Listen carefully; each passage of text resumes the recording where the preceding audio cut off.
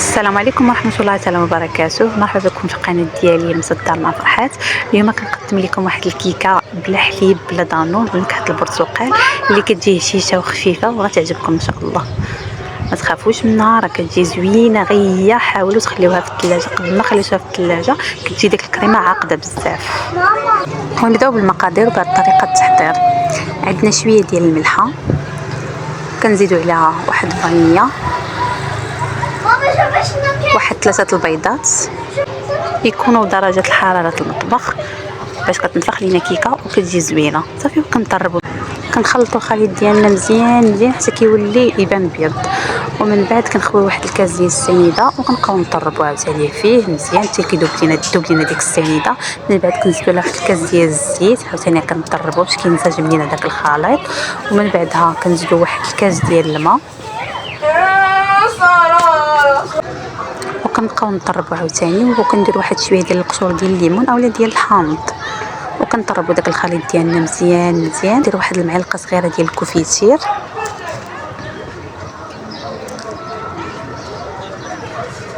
كنديروا 3 الكيسان ديال الدقيق ديال الحلوى، وكنديروا واحد 3 الخمارات ديال الحلوى وصافي. وكنخلطوا داك الخليط ديالنا مزيان وكندهنوا المول ديالنا بالزبده وشويه كندهنوا بالزبده اولا الزيت وكنرشوه بالدقيق. وكنشعلوا الفران ديالنا. انا كندير الفران بارد يعني كنخشي فيه الكيكه وهو بارد. كنخليها تقريبا شي ساعه الا ربع حتى كتعطي الريحه ديالها في الدار وكتشم ريحتها مزيان. عاد كنطلع عليها، يعني ما نبقاش نحل عليها كل مره ونسد عليها، حيت حليتو عليها كل مره وسديتو عليها غادي تهبط ما غتجيكمش منفوخه وزوينه وهشيشه، غتبان بحال اللي معجنه. صافي الخليط ديالنا كملناها. وديما كنديروا ديك علامه اولا الرقم 8. وكنصايبوا الكريمه ديالنا اللي كتحتاج 2 كيسان ديال الماء، وكتحتاج يعني كريم باتيسير. ممكن ديروا كريم باتيسير اولا ديروا النشا. كنديروا 2 معالق كبيره يعني مملوئين ديال كريم باتيسير. كنديروا 4 المعالق كبار ديال السنيده. ممكن ديروا قل ممكن ديروا اكثر، ممكن تزيدوا حتى الشوكولاط الابيض الا بغيتو في الاخير. صافي وكنحركوا ديك الكريمه مزيان كنحركوها. وكنديروا معها هذيك النكهه ديال الليمون واحد نص عاشقه كبيره اولا معلقه صغيره. وكنحركوا ديك الكريمه مزيان عاده كنديروها في البوطه ديالنا طيب حتى كتقال وكتولي خضره وتولي كريميه.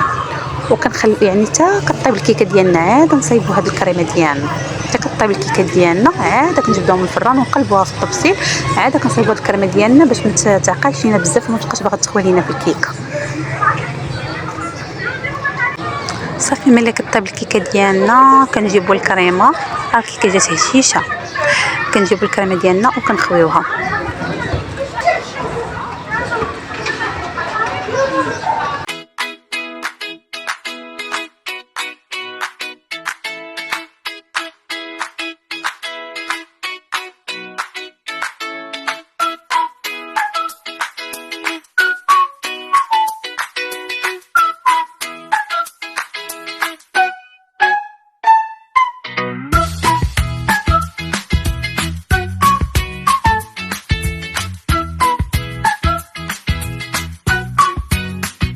صافي كندخلوا الكيكه ديالنا للثلاجه نخليوها تبرد مزيان. ومن بعد كنقدموها وبالصحه والراحه. غير جربوها ان شاء الله راه غادي تطلع معكم زوينه.